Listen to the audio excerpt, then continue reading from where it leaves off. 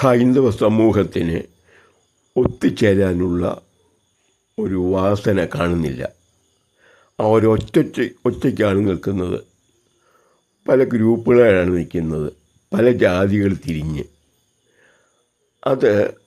അതാത് ജാതിക്ക് വേണ്ടി അവരോരൊക്കെ കുറേശ്ശെ പ്രവർത്തിക്കാൻ പറ്റുന്നുണ്ട് എന്നല്ലാതെ പൊതുവായി ഹൈന്ദവന് വേണ്ടി, ഹൈന്ദവ സമൂഹത്തിന് വേണ്ടി, ഇന്ത്യക്ക് വേണ്ടി പ്രയത്നിക്കാൻ കഴിയുന്നില്ല.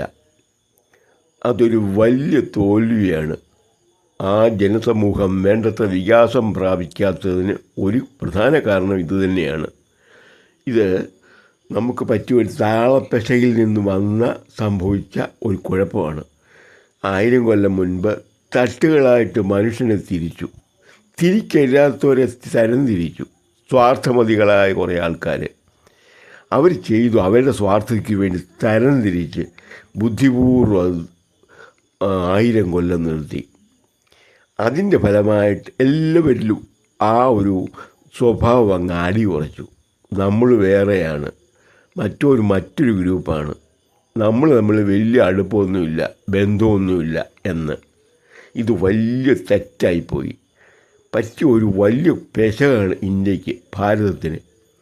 അത് തിരുത്തേണ്ട കാലം അതിക്രമിച്ചിരിക്കുക. ഹൈന്ദവൻ്റെ പൊതു സംസ്കാരം ഒന്നാണ്. കാരണം 1000 കൊല്ലം മുമ്പ് വരെ ഒന്നിച്ച് ജീവിച്ചവർ ഒരേ സംസ്കാരത്തിൽ വളർന്നു വന്നവരാണ്. മനുഷ്യ ചരിത്രത്തിൽ 1000 കൊല്ലം വളരെ നിസ്സാര കാര്യമാണ്. അതുകൊണ്ട് നമ്മൾ ഇനി എന്തുവാ ചെയ്യേണ്ടത്? ജാതി എന്നുള്ളത് നമ്മൾ അസ്തമിച്ചു കഴിഞ്ഞു. നിയമം കൊണ്ട് അതിനെ നമ്മൾ തടസ്സപ്പെടുത്തി. സാമൂഹ്യ ബന്ധങ്ങളിൽ ആ വ്യത്യാസം വേണ്ടത്ര വന്നിട്ടില്ല. നിയമം കൊണ്ടാക്കേണ്ടതായിരുന്നത് 75 കൊല്ലം മുമ്പ് സ്വാതന്ത്ര്യം കിട്ടിയ കാലത്ത് നിയമം മുഖേന അത് അടിച്ചമർത്തേണ്ടതാണ്, ഇല്ലാതാക്കേണ്ടതായിരുന്നു. അത് സാധിച്ചില്ല. ഇനിയും നമുക്ക് പറ്റുന്നത് പൊതുവായ ഒരു സംഘടന, ഹൈന്ദവ സംഘടനയ്ക്ക് രൂപം കൊടുക്കണം. മുൻകാലങ്ങളുണ്ടായിരുന്ന സ്വാർത്ഥമതികളായ സന്യാസിമാരെ പോലെ അല്ല ഇപ്പം വളരെ സമൂഹത്തെ സ്നേഹിക്കുന്ന, ഭാരതത്തെ സ്നേഹിക്കുന്ന, മിടുക്കരായ, കഴിവുള്ളവരായ, നല്ല ആശയപുഷ്ടിയുള്ളവരായ സന്യാസിമാരും നമുക്കുണ്ട്, സ്വാമിമാരും നമ്മൾക്കുണ്ട്, പലരുമുണ്ട്. അവരൊക്കെ കൂടെ ഒന്ന് ഒത്തുചേർന്ന് ഈ സമൂഹത്തിൽ നിൽക്കുന്ന ഈ വ്യത്യാസങ്ങൾ ഒന്നില്ലായ്മ ചെയ്യാൻ ശ്രമിച്ചാൽ, ഒരു വ്യത്യാസവും ഇവിടെ ഇല്ല, ഒരേ സംസ്കാരമാണ്. കാരണം 1000 കൊല്ലം മുമ്പ് വരെ ഒന്നിച്ച് ജീവിച്ചവരാണ്. ഒരേ സംസ്കാരമാണ്, ഒരേ ആരാധനാക്രമമാണ്, ഒരേ ഭക്ഷണക്രമമാണ്. അതിൽ നിന്ന് തരംതിരിഞ്ഞ് പോയപ്പോഴാണ് വ്യത്യാസം പൊതുവെ വന്നത്.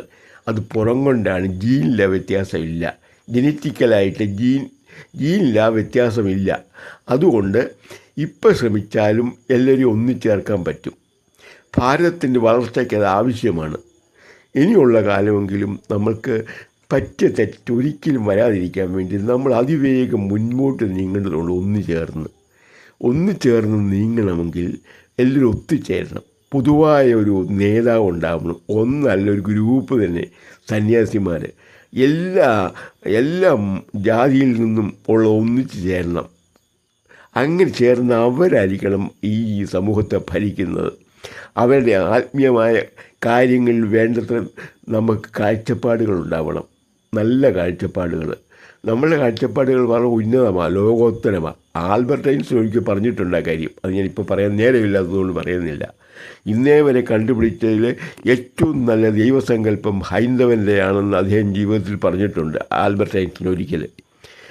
അതുകൊണ്ട് ഇനിമേൽ നമുക്ക് തെറ്റൊന്നും പറ്റാതെ ഒത്തുചേർന്ന് പോകാനുള്ള ഒരു സൗകര്യം ഉണ്ടാക്കണം. സന്യാസിമാരായ നമ്മുടെ സ്വാമിമാരെ കണ്ട് ഇതാരെങ്കിലുമൊക്കെ ഒന്ന് അപേക്ഷിച്ചിട്ട് അവരുടെ ആ സഹായത്തോടെ എല്ലാ ജാതിയിൽ നിന്നും ഒന്നിച്ചു ചേർന്ന് ഒരു ഗ്രൂപ്പായിട്ട് തീരുമാനങ്ങൾ എടുക്കാനും, ആണ്ടിലൊരു സമ്മേളനം നടത്താനും, അതിലെ എല്ലാ പ്രശ്നങ്ങളെക്കുറിച്ചും കൃത്യമായി എല്ലാവരും നമ്മൾ ചർച്ച ചെയ്യാനും, പ്രശ്നങ്ങളുണ്ടാവാതെ ഇനിയുള്ള കാലം വളരെ മെച്ചപ്പെട്ട ഹൈന്ദവ സമൂഹം വളർച്ചയെ പ്രാപിക്കുന്നതിനും അത് ഉപകരിക്കും. ഇത് മുന്നോട്ട് വിടാവുന്നൊരു കാര്യമല്ല. സാമുദായിക സംഘടനകളോടൊക്കെ നിലനിൽക്കട്ടെ, അതുപോലെ പോയോണ്ട് കുഴപ്പമില്ല. എല്ലാ ഗ്രൂപ്പിൽ നിന്നും ആൾക്കാർ ഒന്നിച്ചു ചേരണം, ഹൈന്ദവനെല്ലാം ഒന്നാണ് എന്നൊരു തോന്നൽ വരണം.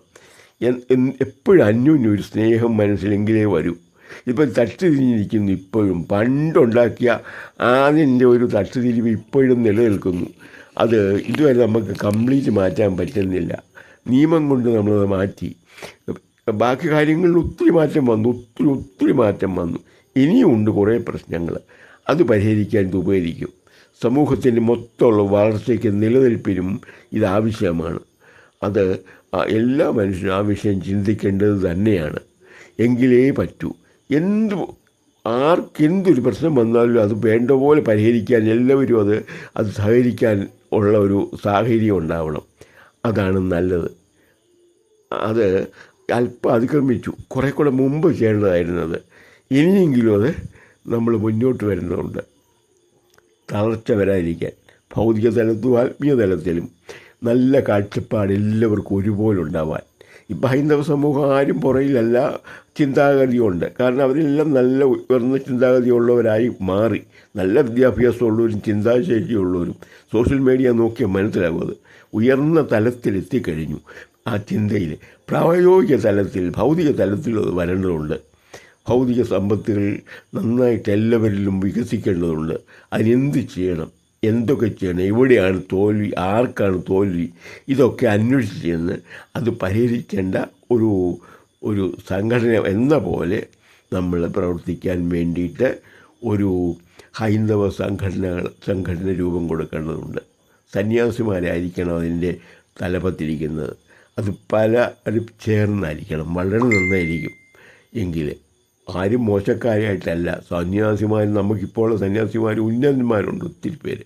അത് പൊതുജനത്തിൻ്റെ അഭിപ്രായം അനുസരിച്ചും അവരുടെ അഭിപ്രായം അനുസരിച്ചും എല്ലാം കൂടെ ഒന്ന് ആലോചിച്ച് തിരഞ്ഞെടുത്ത് പൊതുജനം തിരഞ്ഞെടുക്കുക. അവർക്ക് വേണ്ടി പ്രതിഷ്ഠിക്കുന്ന, അവർക്ക് വേണ്ടി തയ്യാറാക്കുന്ന ഒരു ഭരണ ഘടകം പോലെ പ്രവർത്തിക്കണം. ആത്മീയ കാര്യങ്ങളിലും ഭൗതിക കാര്യങ്ങളിലും ഇടപെടാനൊക്കെ ശേഷിയുള്ള സന്യാസിമാരായിരിക്കണം. അങ്ങനെയുള്ള സന്യാസിമാർ ധാരാളം പേരുണ്ട്.